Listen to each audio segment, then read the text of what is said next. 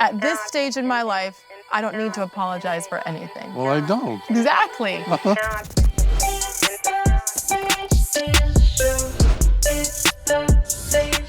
You look incredible. For somebody as old as I am. 86 years young, right? How do you feel? How do I feel? Yeah.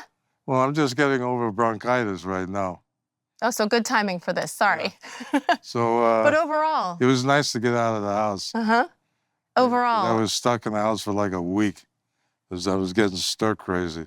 Again, it means the world that you came. And before we're done today. You got a beautiful face. Thank you. Really wonderful bones. Thank you. Mom and Dad. I have to thank Mom and Dad for that, for sure. Of course. Yes. Before you leave, you're going to autograph this for me, right? Absolutely. Please. I love it. I have a lot of questions about it. What have we here? And the picture on the front is amazing, but portraits of a life. It is a life that you have lived. Well, it's a little piece of it anyway. Yeah. You know, why now? Why write a book now? And I know that it's years in the making because it's hard to do. I'm going to drop dead anytime soon. Don't say that. Or at least wait an hour, okay? Don't say that. I'll give you an hour. That's it. No guarantees after that. No. How long had you been thinking about doing it? Well, you know, when you start hitting your 80s, you start thinking about legacy and things of that nature. And I said, look, I've had such an interesting life experience. It would be nice to, and there are an awful lot of people who have given me a tremendous amount of support throughout the years. People who, so I figured, well, listen, people want to know a little bit about what has gone on in my life. So I thought it would be nice to talk about it. Plus, I guess I wanted to kind of offer a kind of a perspective that I don't often hear people talk about in terms of living this kind of eclectic life. And my whole life has been revolved around a lot of diversity. And I think there's no better medicine than diversity. I think, learning about people, different cultures, different ways that people live their lives is always a wonderful way to go through life. It's the beauty of life, I think, is meeting people who are different from you. Oh, absolutely. Learning from them. Maybe you take a piece, maybe you leave a piece and offer something. Yeah, absolutely. Well. Yeah. You incorporate all of that stuff and you come up with some great stuff, that has a lot of innovation to it. I think when you sort of live this kind of myopic, kind of insulated kind of life existence where you're pissed off all the time, and, an awful lot of people live their lives that way. It blows me away. And, I have 3 kids. They're all college age. And you got college age kids? Get out of here. Thank you. Get out of here. I'm 51. Well, you're still a baby. I earned it, and they're making me feel older by the day. But I wouldn't change a thing. You got knocked up when you were 2 years old. Come on, no. I had my first kid at 29, 31, 33. So. And you got kids in college? Well, now I'm 51. Jesus. I know. You look fantastic. Thank you. I mean, but you should look fantastic. You're still a kid. Well, honestly, I feel like a kid. I feel younger now than ever before. And maybe that just comes with living and being more comfortable with who you are and all your imperfections. Maybe that's what it is. What would you say? When you just Well, I'm a walking absurdity, so A what? A walking absurdity. Okay, explain that. So that helps a lot. Explain a walking absurdity. Well, a walking absurdity is someone who doesn't really take themselves too seriously. Yes. Yes. And actually what it does is it allows you to continue exploring. Mm-hmm. Because you haven't, at least I haven't settled into any particular. I'm not locked into anything. You have to excuse me a little bit. I just got through with bronchitis. I know. I feel bad. So Don't feel bad. It's all right. I feel bad. I don't No. want to make you No, I'm make good. it worse. I'm good. You know, when you mention about people, some people who choose to live with a glass half empty versus glass half full type of attitude. Right. I have a chalkboard in my house, I was saying, with my kids, and it's choose to be happy. Now, does that mean every day? No, we can have a moment, but overall. But when you're pissed off 24 hours a day, I mean, there's no fun in that. That takes energy. Oh God, Jesus, does it ever? Yeah. So then what do? We choose, I think once we get older, we choose who we want to surround ourselves with, because I can't be around that kind of energy. That affects me if I'm around negativity. Well, that's A good. lot. Of course it does. Yeah. But it takes a long time to. In a negative way. Exactly. Exactly. And that's a choice. Writing this book, first of all, what's the meaning behind the title? What have we here? Well, what have you here is the line from Star Wars when I meet Princess Leia. Hello, what have we here? Thank you. I was hoping and praying that that's what it led to. You know how much joy you provided so many of us, right? Me? What? No, I know you've heard this. I don't know. I have no idea. No? I don't think about it. Well, you did. Well, thank you. And there's so many of us who are so grateful, because I think it's taken for granted. It's not like any career comes easily and without many ups and downs. Let me focus on the book for a moment, because I have started twice now to write a book. The first time I ran away from it. I realized telling these stories about, professional things, mainly work type stuff. Some of the ups and downs, and there weren't many women sportscasters when I decided I wanted to do this, and certainly no women who looked like me. And I didn't care. I didn't grow up like my dad was in the military. We're all diverse. I don't care. You were in the military too? No, my dad, not me. Oh. That would be impressive, right? But I didn't realize how much I had held in until I started to write a book. And then I realized, oh my goodness, and personal stuff. And it was too much. And so I ran away.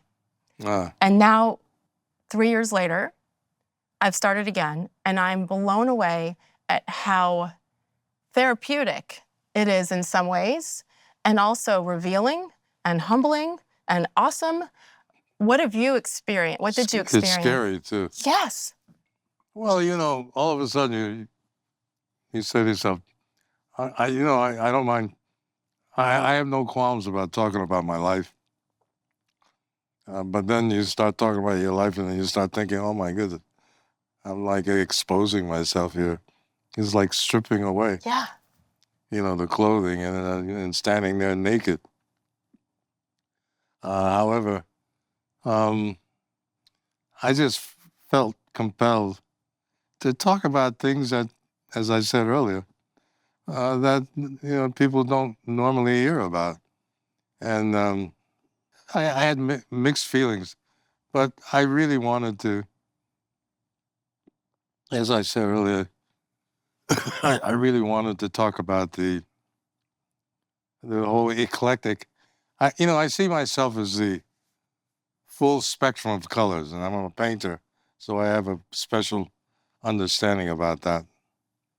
And I just wanted to impart that kind of point of view.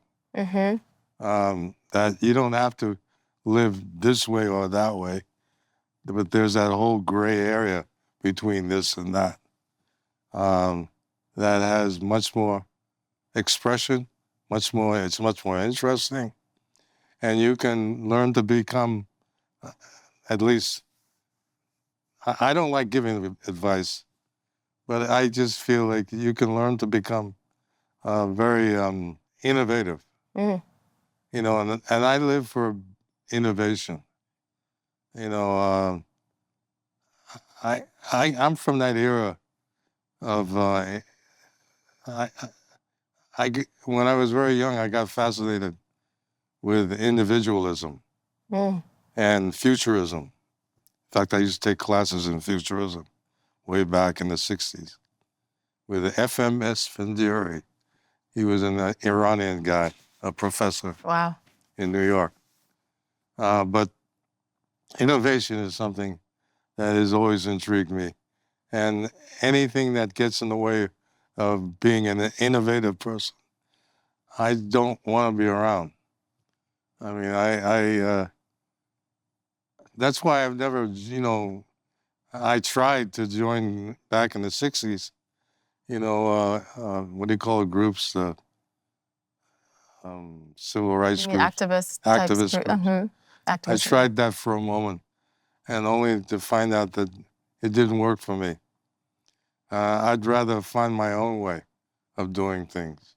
Because if you're in a group, then they're only focused on this and opposite of this, and it's almost divisive. But everybody wants to be the head honcho, the chief, and there's more discussion and arguments about who's going to head up the ideas of whatever Yeah. ideas come to everybody, or one or two people. I'd rather do it on my own. And you have. Yeah, and I That's have. how you've lived your life. Yeah. Which I feel like, today that's talked about more. Go do you. Go live your life, whatever you want to do. Back in the day, that is not how it was. No. It was so much harder to be allowed, or to allow yourself even to think outside of that box. That's why I see it happening now even. Yeah. These days, because we're in that place where it seems that everybody needs to find something to as an anchor, to kind of put everything in perspective. But instead of putting everything into perspective, everything seems to be sort of like flying all over the place. All over. The analogy you used about feeling like when you're writing and that you're stripping down and you're exposing yourself by sharing certain stories. I know that's why I stopped. And now I'm back in, like I said. And then there's decisions that you and only you can make as the writer. Like, am I going to put this in here? Am I going to publish this and then it's out there for the world to see? Well, you can always delete these things too, Once it's in this. Once you put it down, you don't have to stick with it. It took me 2.5 years. That's what I was going to say. So can you give me an example of something that you really hesitated? Like, do I keep this in? Do I let it go into this book? Or do I not share that? Well, I mean, I've had such a crazy, wonderful, interesting experience, life. I mean, just living with a madam, one of the biggest madams in New York City, is something that at some point I thought, oh, should I talk about this? I don't know if this is a good idea to talk about it. But I said, at my age, who the hell, I can say anything I want to say. It doesn't make any difference. But I think I wrote down a quote. I think I wrote down a quote. Where did it go? Yeah, at this stage in my life, I don't need to apologize for anything. Well, I don't. Exactly. So that's what made you say, forget it, I'm going to put it in? Well, first of all, it's interesting. It is. And how many people have that kind of experience? And when you're just a 20-year-old kid, with a baby. I mean, it was such a crazy, but it was everything I've gone through, particularly in those years as a young person. I never did with malice. It was no real forethought. It was just, oh, wow, this is interesting. Let me see what this is about. It was always like that. I mean, I wasn't like plotting and planning, to get into these situations. It was purely by accident. In fact, my grandmother used to sit around and she would say to me, "Oh, you're so stupid. You're so stupid. You know, you just walk into things. People take advantage of you. You know." Did you agree with her? Was she right? Yeah, I don't know. You know, it's like when in my household, it was like I was called a reprobate. My grandmother used to call me a reprobate. I was just reading. I was looking up reprobate this morning, and I said, "My God, this is what my grandmother was referring to. This ridiculous human being." You know. Grandmothers Oh, just say it. well, my grandmother, Annette Nellie Botkin from the British West Indies, Oh, wow. and who used to sit around singing. She never became an American citizen. She came through Ellis Island. Mm-hmm. You know, and her husband, my grandfather, he worked for the Panama Canal. That's where I was born. Where? Panama Canal Zone. Really? Because my dad You're was in the Panamanian? military. No, on U.S. soil. Oh. Back then, 1972, and it's now obviously changed there. But I was born Panama Canal Zone. Okay, that's interesting. I know. Now that's something See? to write about. I got to write about that. That is something to really write about. It is. Seriously. Mm-hmm. That's beautiful. That's great information. You know, it's I think when you live your life in such diverse ways, this is the word you mentioned. I don't have a place to call home. I lived in 4 different countries by the time I was 11 years old. Fantastic. Loved it. That's why my perspective How isn't many languages do you speak? barely one. Oh. Back in the day, I could speak a little bit of every country we lived in, but you know, then you get older and you forget it. But that's why I didn't look at the world through race, through anything except humanity, and grateful for my neighbor from Norway on this side and Turkey on this side, and we found something in common. You know, that's what makes. And that's the way it should be. Exactly, but that's the way that I know you have viewed so much of your life. Where does that come from? Where I you grew up that way as a child. And is that from my parents, mommy? from your mommy and grandmommy, and mommy's brother, Uncle Bill. Uncle Bill became, in those years after the war, he became an expatriate. He spoke 6 different languages. Wow. He was an opera singer. But my whole life was surrounded. You know, I started in show business when I was 6.5, so I was introduced to people that most people never get an opportunity to meet. And then just as a child, sitting around and listening to people speaking in French, you know, absorbing that kind of experience, those kind of experiences. Working in a Kurt Weill musical, Kurt Weill was wrote with Bertolt Brecht, who wrote Three Penny Opera, and I was on stage with his wife, Lotte Lenya, who was the original in Three Penny Opera, Pirate Jenny. But to be surrounded early in your life with these kind of eclectic experiences has been what my life has been all about. And I feel that I was very fortunate to be able. What a blessing! Yeah. Yeah, it is a blessing. And was it who pushed you in there, or who introduced you? I mean, it was just my family. Everybody in your family. Yeah, mommy was an opera singer. You know, studied opera for many years. Pretty woman who had great dreams of being a movie star.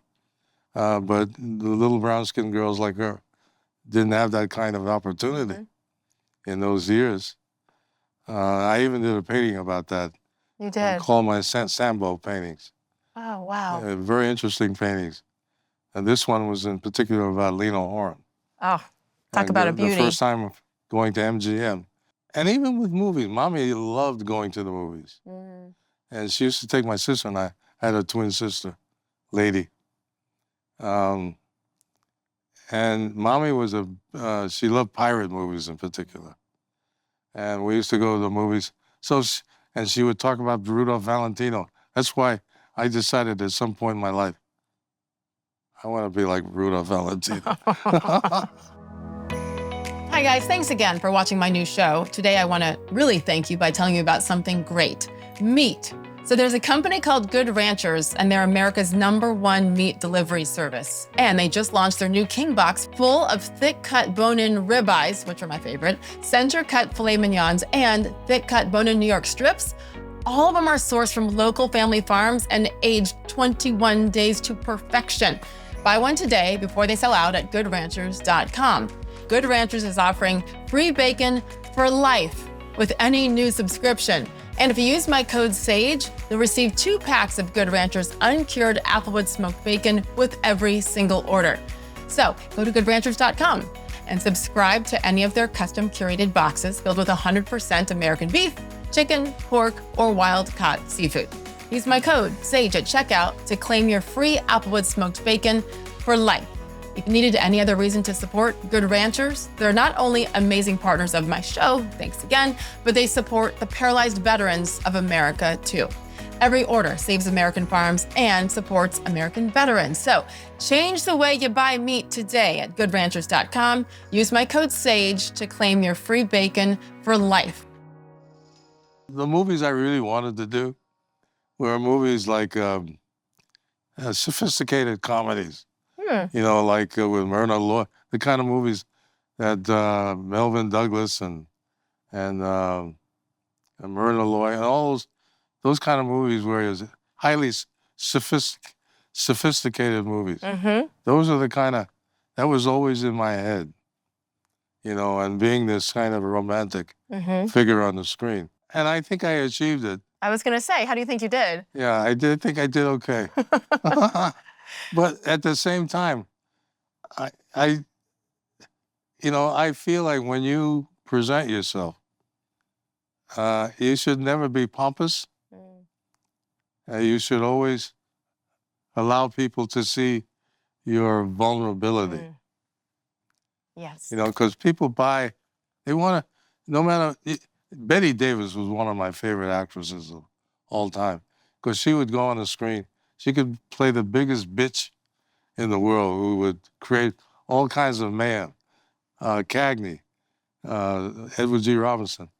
But they always had moments when you saw their vulnerability. Yes. You know. Of course, Cagney always had his ma, and he always had a brother who was a priest. So. You know, that word is, to me, it's such an important word right now, vulnerability. And always has been.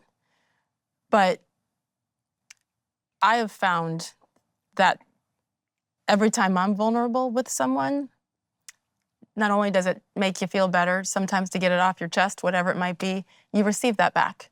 And that person realizes maybe they're not alone with something, you know?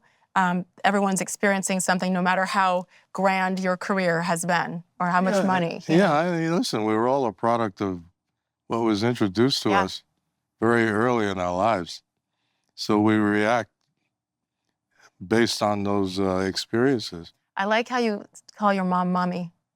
Mommy. Yeah. My mommy was the best. Yeah. And my grandmommy was this. She was listen, I grew up with 3 women. I used to feel sorry for my father. It was my grandmommy, mommy, and lady. Your sister. They're 3 different personalities. So this is why you were so comfortable around the ladies throughout your career. Oh, absolutely. Are you kidding? All you crazy, mad women? Oh, we're crazy. Wonderfully crazy. Wonderfully psychotic at times. Yeah. Yes. And I've been around a couple of those situations. Go ahead. Tell me more. No, I don't. It's okay. No. Read the book. Yeah, exactly. I just got it today. So trust me, I'm going to need to find you after I'm done reading it. But I'm imagining as a mother myself, you said your mother, mommy, wanted to be a movie star herself. To see her little boy do that. Yeah, I think I lived out her the dreams, her dreams. What was that like for her to see you? Well, she was always very supportive of me. No matter what I did, she just supported everything I did. Um, the biggest thrill for me was to take her to, when in Hollywood, take her to an Academy Award Ah, uh, um, event. was she your date? She was my date, yeah. Yeah. And that was a big thrill for me. And for her, Oh, of course. do you remember what she wore? Yeah, she had a mink coat on. My father bought her this mink coat. And For the event? no, she had She already the had coat, it? yeah. Mm-hmm. That's when it wasn't fauve. Right. That was It was a legit real mink. deal. But I mean, how wonderful for you to bring that full circle and choose to bring your mom. You could have probably brought any number of ladies to Oh no, I that had award, or you were I had married to at that time. I had to take her. Yeah, I You know, mean, because that world was the world that she really dreamed of being a part of. And we're talking about those are the golden years of Hollywood. mhm, And to be surrounded by all of the people that she really liked in movies mhm. was a big thrill for her. You have pictures of And a that? bigger thrill for me, probably. Yeah. Do you have photos Oh, from yeah. that night? Oh, Are they yeah. in the book? There might be one in the book. I think so. That would be neat to see. Because what year was that? That was when I did. Was that after Lady Sings the Blues? Mm. I think it was around there somewhere. Okay. I know that it's not something that matters to you, race. You have such a beautiful face. Thank you. Beautiful You face. can come sit here any day you want. Beautiful face. Thank you. Thank you. Well, Beautiful I have smile. a wonderful makeup artist who makes me. No. This is you. No, thank you. I struggle with the race topic because I feel like it's overused and abused in many ways and used just the wrong way. People, right. The reason I ask you this is because my father, who is about to be 78, he's my guy. He's my hero. He and my mother. That's together. great. I'm glad to hear that. But it's not about me. I just need to tell you the story because I think it'll resonate with you. I wanted to become. I think it's so important for a daughter and father to have that Crucial. good relation. Yeah. The most important relationship. It's essential. Absolutely. And that's why I feel so fortunate to have that. I talk to both of my parents, my father, every single day. And I'm grateful that I still can. I wanted to be a sportscaster because of my dad. He was an athlete, and he broke the color barrier at West Point. Oh. He was the first Black man to ever play varsity football at Army, and he was an All-American. He's a military man? And he served 23 years, retired Army colonel from West Point. But I didn't know about the race part of it. I didn't know that he was the first Black man to do that. And the reason I didn't know is because he didn't talk about it. I learned that from other people, from other legendary coaches like Bill Parcells and Lee Corso and Bob Knight, who at Army was the basketball coach at West Point when my dad was a student there. And I thought, Dad, this is history. You did something that no Black man had ever done, and it was not easy in the 60s. People made it very clear that he was not welcome at times. Not at West Point. They were great there, but other places. And I asked him once, why didn't you ever talk about that? Because I know it was hard at times, being the only one. And he looked at me and my brothers, and he said, what was the exact quote? Because I get emotional. He said, somebody had to be the first. It just happened to be me. And what does that have to do with me being a father? So that's how I was raised. It's not about this. It's about how you treat people, how you perform, all the other choices you make in life. But I also have pushed him a little because we have come so far, right? But he was the first. You were the first in many ways, even though you're not defined by your race. My dad now realizes that he was an example for others, and he takes that and doesn't talk about it, but I think there's something in his heart.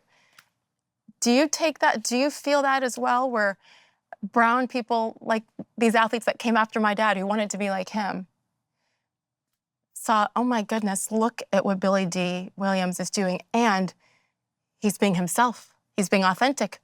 He's being eccentric. He's being all of these things, and not many others had done that before you. Did that ever hit you? Yeah, but I don't dwell on it. I don't Yeah. think about it much. Mm-hmm. I just simply do what I think is makes me feel that I'm contributing a point of view You are. or a perspective that can be useful. If it is useful, that's my way of contributing. Mm-hmm. I'm not a politician. I'm not a gangster. I'm a purely creative person. Mm-hmm. I've lived my life that way. I don't know. It's very hard for me personally to adhere to other people's ideas of who I should be and what I should be, you know, and I get that from both sides, black and white. Yeah. You know, white people want you to be one thing, black people want you to be one thing. And so I decided I'm going to be what I want to be.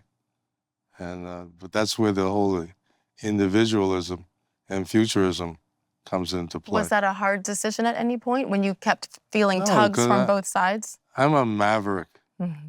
you know, and I spent my whole life being a maverick. Mm-hmm. You It's know, fearless. I think it's fearless. yeah, I guess it's fearless. It's whatever. It's however you want to interpret it. Yeah. But it's, you know, it's putting yourself in a position, at least I can only speak for myself, where I can express myself the way that I want to express myself without being hampered. I don't know. I'm not expressing myself properly. I think you are. I think you are. And I was going to say that it's interesting. When you, over the last 30 plus years, You kind of remind me of my sister, by the way. your Lady. sister? Yeah. What an honor. Oh my Yeah, goodness. you. If you see it, I think there's a photo of her In the book? in the book. Yeah. She was very pretty. when did you lose her? Oh, lady passed away. I don't know. I can't keep up when everybody passes away. Not recently. No, not recently. Okay.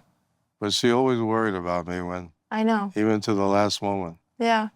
She was always worried about me. Plus, she's your twin. Yeah. So that's a different bond. Oh, she was very upset that I didn't become a Jehovah's Witness. Oh, well, that's a topic. But she was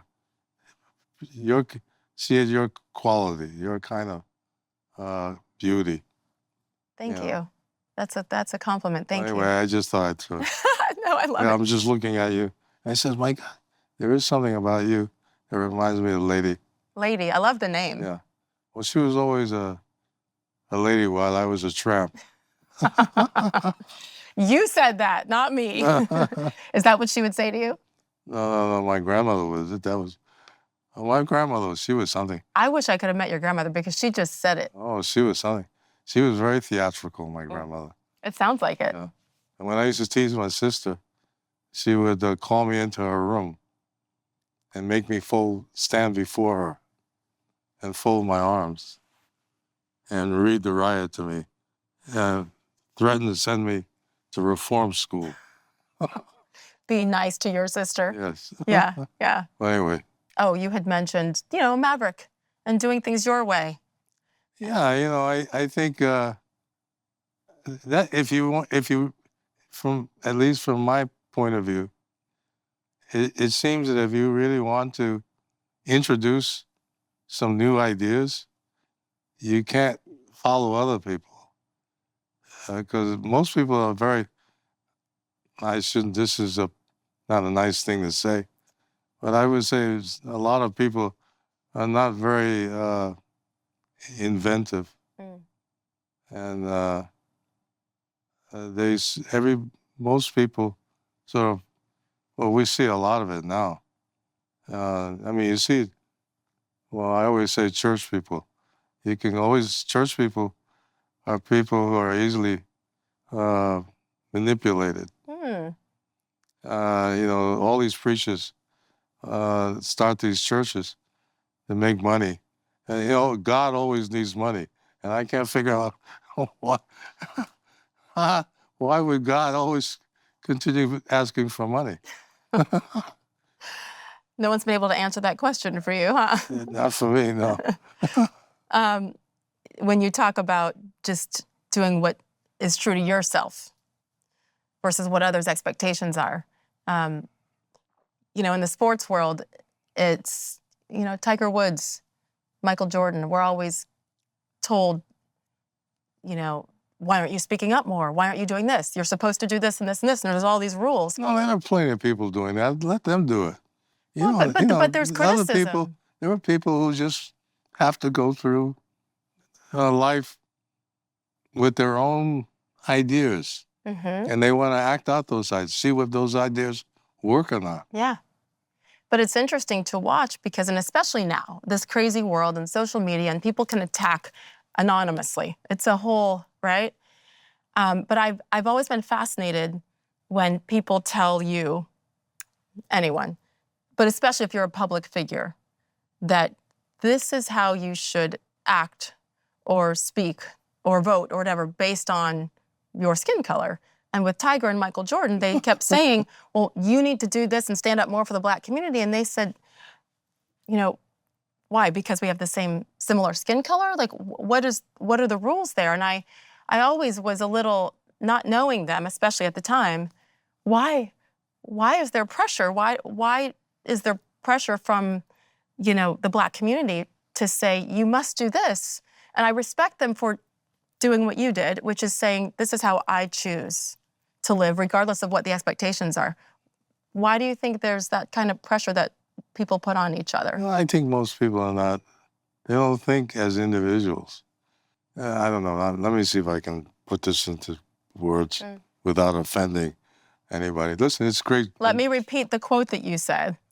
At this stage of my life, I don't need to apologize for anything. So you say what you want to say. Yes. That's pretty much it, I guess.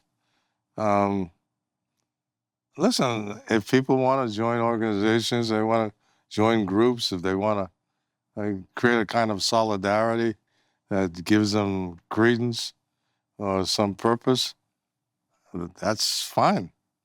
But there are those of us who don't need to go through life in that way. Being put in a box almost. It's like, why am I have to think this way because I look this way? That's closed-minded. That's actually racist to me, where I'm like, no, we are individuals in a beautiful way. We don't have to think the same. We probably have very different opinions about things. And that's beautiful, isn't it? Yeah, absolutely. That's diversity. Yeah, I mean, that's the way it should be. I mean, there are lessons to be learned, and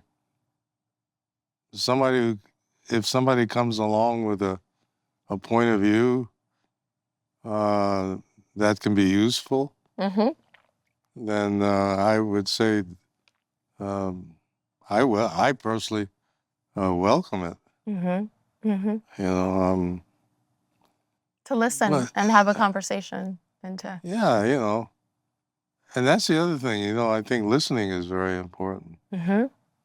Not so much trying to influence others almost with our own views. Yeah. But listen, we're dealing with human nature, humanity, in this thing called humanity. And it is what it is. But if you're a personality that feels that you have a way of doing things in a certain way, I think that's what you should do. You mentioned the word vulnerability and how, in general, just how I think, healthy it is in life, but also in this book. And I just received it today, so I have, as I said, I've yet to read it, but there's a part where I feel like you are so raw and vulnerable. And I'll ask you to fill in the details because you wrote about it for a reason. A low point in your life in the 60s when you were, much younger and trying to make it in the industry, right? And you got so low that you weren't thinking good thoughts. About committing suicide? Yeah. Oh, it's romantic. I love it. I'm blown away, number one, that, first of all, grateful that you shared it. And now I'm blown away that you're saying it. Considering suicide as romantic, was romantic for It you. is What does that romantic. mean? Well, I remember when I was at the Academy painting, and I got sick, and one of my favorite artists was Modigliani, and he died very young of some sick illness, I think tuberculosis, I think. And I remember I got ill, and I thought I was going to die, and so I did a self-portrait, which is in the book. Only to find out that I had a bad case of diarrhea. Oh my. But I took that moment and sort of made this sort of wonderful moment of leaving life at a very early stage in my life. And, but that's stuff like that, the suicide and all of that was, I was thinking about all of these wonderful, interesting individuals who created all of this wonderful writings, literature, wonderful paintings, and before they, at an early age, before they passed away, they did these all these wonderful artistic things. Romance is not for me just simply having a girlfriend or anything. Romance is sword fighting. It's all of those bigger than life kind of experiences. But I don't know, when you're a kid and you're thinking about suicide, I don't know if it's as tragic as people make it to be. At least not for me. It was, I was uh, probably over dramatic, because I always tended to be this kind of over That theater person in yeah, you. the dramatic person. But I'm guessing that in those moments, romantic is not the word that you were describing at that moment. In hindsight, sure. But in that moment, I mean, was there fear? Was there despair? Were you disappointed in yourself? No. It's like, that there are injustices, that there are things going on that get in the way of your dream, and you kind of feel like there's no way to get around it. So let me get the fuck out of here, and I don't need to be here if I have to go through all this, what I considered silliness. Pardon my language, by the way. You're fine. I come from a family that never, do you know my parents never used no bad language? No, but oh. My grandmother, maybe grandmommy, used damn from the Bible or hell. That was it. Because it's in the Bible, so it's okay. Yeah, it was okay. But she was something else. So, but is she listening to you now, scolding you for dropping the F-bomb right now?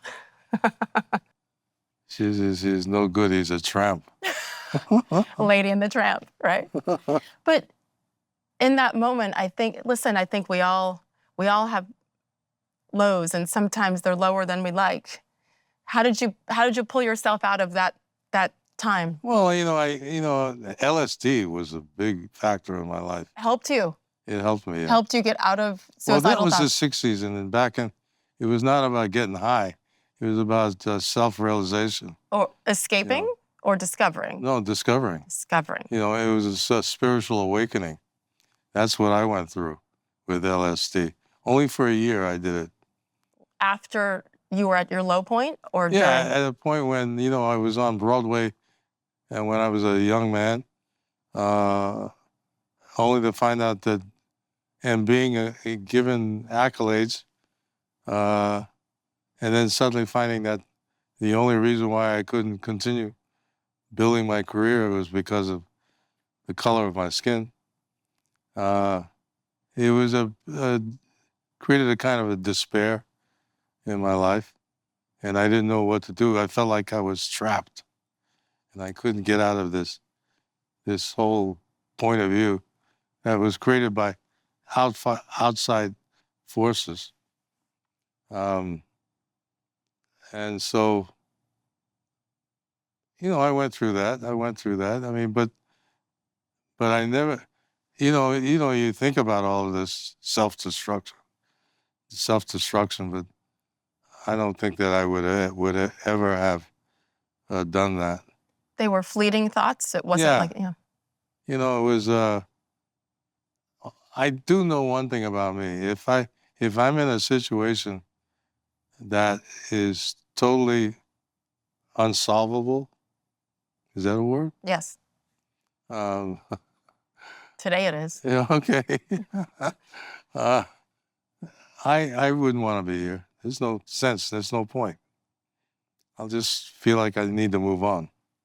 But you had a child at that point. Yeah, I had Corey. Corey was he was a blessing. Mm-hmm. So there were other reasons to push through. Oh yeah, absolutely. Corey was, he was no accident in my life. Mm-hmm. Do you ever think back about that time, and especially once you made it, once you got to another level and were able to bring your mother to an Academy Awards event, and think back on that time? And Corey, he also went. And Corey went too. That's beautiful. And to think back on that time and how low you were, and that you chose to push through it and to keep going. Not everybody makes that choice. Did you ever reflect back on that once you made it? How far you had come? Every time I wanted to go right, something would say, no, Billy, go left. So I didn't always feel like I was making the choices. I think I was destined. Much of what my life is, I never really looked for. I just found myself in those places. Mm-hmm. And I said, okay, I'll do that. Who do you think was guiding you? I don't know. As I said earlier, I'm a person of the universe.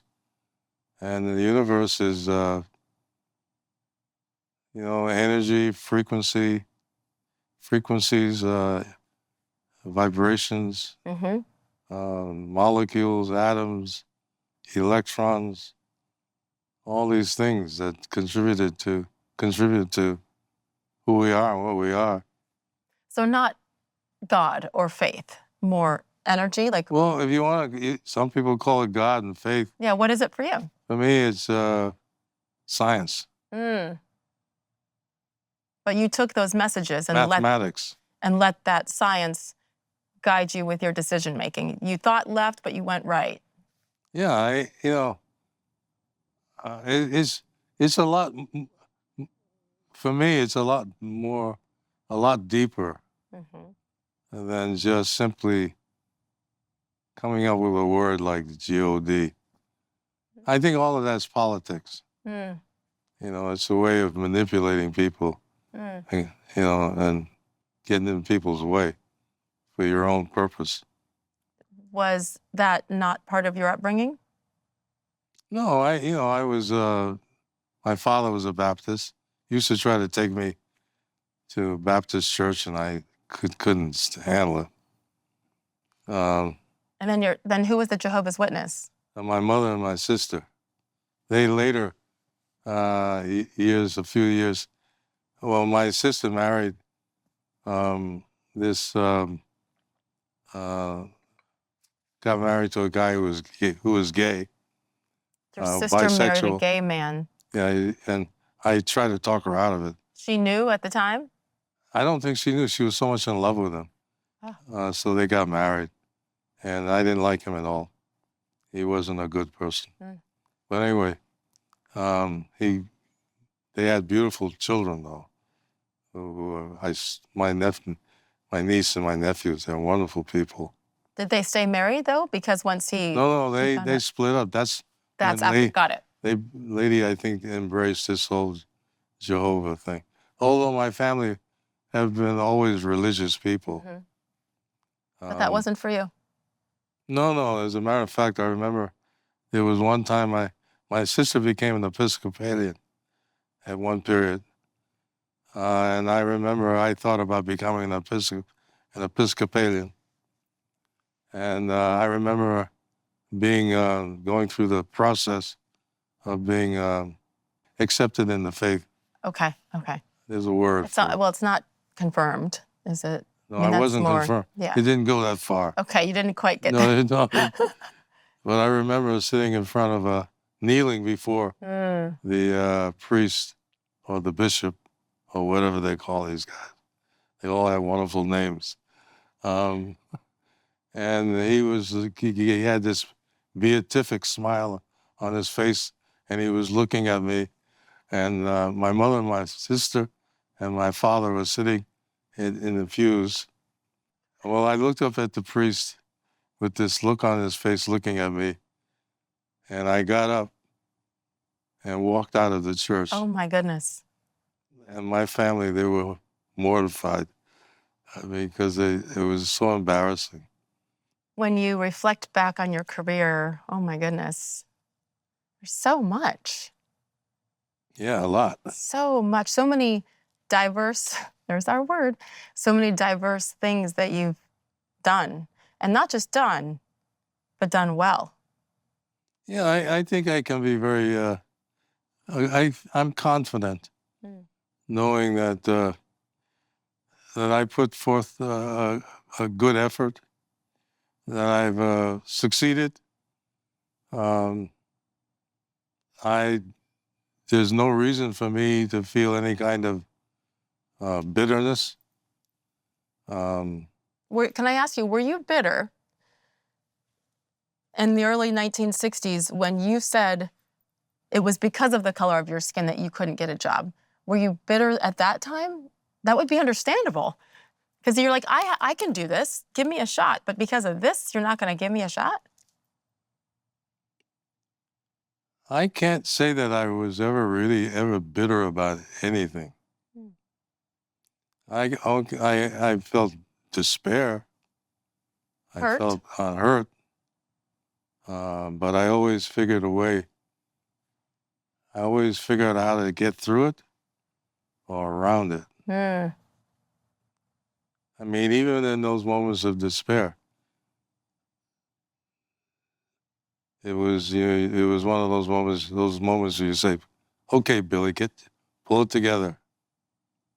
You know, there's a way through all of this. You're not going to be working in some messenger place. When did you feel in your heart that you... But I was also a painter too, so Yeah. and all of it was a kind of a romance. Like there was a journey. Yeah, a journey it was a journey. Sure. When did you feel in your heart that you had made it? When you compare that despair moment to the opposite was when? Well, always, the X amount of dollars that they pay you. That's a factor. That's always important. Which gig was that? What job was that paid you what you finally realized that you deserved? I have no idea. No? No. Because there were so many. Yeah, I've just been very fortunate. Because But I'm a capitalist. I am too. Yeah. I mean, I believe in, making, money. Here's the thing that I love. In your business, my business, no one's doing us favors. They're only hiring us if what? If they believe we can help make them money. That's capital. And you know what? It goes both ways. It's a capitalist society.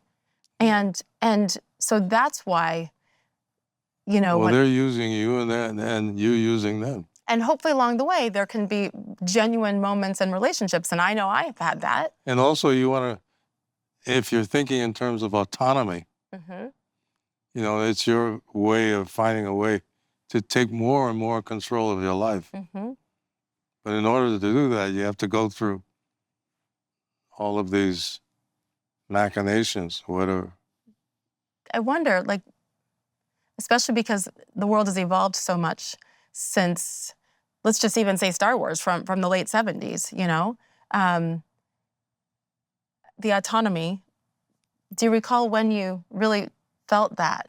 Because you had to create so much on your own and then be given a shot. When did you feel that autonomy? Well, autonomy, when I was on the contract to Berry Gordy for 7 years, when he started doing movies. And I learned a lot from Berry. And I learned how to save my money. And I think that is essential. I think it's important to know how to invest your money, save your money, and always be in a position where there's the autonomy. You're not relying. You're not relying on people, unnecessary people in your life. It's learning how to organize. I think that's really is important. Learning how to organize your life. That's hard. It might be hard, but it's necessary. If you want to have the kind of freedom and autonomy that you think that you should have. And Barry kind of took you under his wing. Yeah, he taught me a lot about that kind of stuff. Have you felt that you've been able to continue that and advising others? Oh, absolutely. Yeah. No, I don't have to worry about anything, in the sense that I'm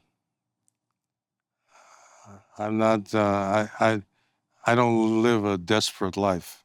I mean with others who look up to you, and I think that's the thing is how are we my paying back? contribution? How are we paying back and being a Berry Gordy to somebody to guide when this is a... As long as I have success, people will see my success. And, I'm not going to be running around preaching to people. Yeah, that's not you. That's not you. So as long as I become a good example. Do you feel like you've been a good example? I would say so. Yeah. In what way, most importantly? Well, I'm not running around creating a lot of problems for people. I'm a very private person. I think I'm a classy person. And that's more and more rare, I think. These are what I see around what's going on these days. Right? I said, what are these people doing with their lives? It's all so ugly. Where do you think that comes from? I don't understand. Living in the ghetto too long. Spending too much time in the ghetto with a ghetto mentality. Which doesn't matter what skin color you have. No, I was about to say. Yeah. It's when you don't elevate your life. It's a choice. Yeah. White or black, I don't care who you are. Exactly. But when you sit like this, hand out, and literally and figuratively, you had to pull yourself up from your bootstraps and go make it happen. But I think you have to have You know, once you acquire all of the things that you think you want in terms of wealth, I watch people still living with a certain mentality. And that's a tough one. That's always tough for a lot of people. You know, if when you're a child, you're brought up with a certain point of view or perspective, you don't know how to go from that point to another point. And I see a lot of that. Growing and evolving is uncomfortable. Evolving, yes, that's the word. Mm-hmm. It's uncomfortable. Yeah. So people just choose to stay here. Yeah. Safer, easier, it's not as scary. But then you're never evolving, you're never growing. And then you don't do that for your children. And that's why that, as you said, ghetto mentality remains. Yeah. It's hard to get out of it. And I see it a lot with a lot of people. But I've seen it for years, since I was growing up in New York. Mommy and grandmommy, if they were to be sitting here right now today, what do you think they would say to you? Well, grandmommy would say, this tramp. She call you a tramp again. But mommy, of course, no, they would be, listen, if I had to come back to this life again, I'd want the same. My daddy, lady, grandmommy, mommy, I'd want the same parents. They shaped my life. They were wonderful people. Wonderful people. If you pass away tomorrow, are you good? Are you happy? Are you content? I'm not quite sure about that yet. I'm not quite sure yet because I haven't formulated this picture that I want to formulate about the next step, if there's anything to formulate. You know, when I was involved with Eastern philosophy, Buddhism, it was all about dismissing this whole life consciousness and moving on. Now, at this stage, I'm not quite sure if that's the point of view that I want to embrace in those final moments. I mean, the final moments I want to have what my father had, everybody that he loved around him, to say goodbye to. And that is something that I want. All my wives, I've already said goodbye. All of my wives said my piece. No, they were wonderful, my wives. Just 3. They were, right? No, they were wonderful people. How many? There were 3 of them. Just 3. Yeah. Yeah. You seem very much at peace. Is that fair? No? I guess I'm having a good time. Yeah, I can feel it. I can feel it. But between this, saying everything you needed to say. Well, I end the book with an expression, chandelier, baby. You know, that's an expression that I learned from one of the most beautiful people I ever met in my life. Clark Terry was a great jazz trumpet player. And he was from the old bebop days. Oh, wow. And I came out of the bebop days. Mm-hmm. But chandelier is like saying, if somebody says to you, how you feeling today? And rather than go through a diatribe or explanation, you just sort of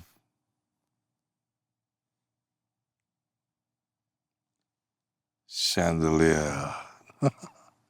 And you think of chandelier, it's that thing that exists in the middle of some place. And it's beautiful. Yeah. And it's bright. Yes. And crystals, and it's high. It's not low, it's high. Right, it's high. Oh. And it's whimsical. Mm-hmm. It makes you smile. Chandelier. That's amazing. Now I need to go get better chandeliers. Chandelier. Thank you so much. Well, thank you so much. This has been an honor. And it's nice to meet people who are even somebody that you love from afar that's 100 times better in person. Well, you're very sweet. Thank you so no, much. I mean it. Bless Thank you for all you've done. And most importantly, the way you've done it. Well, thanks. Your way. Thanks, kiddo. Your way.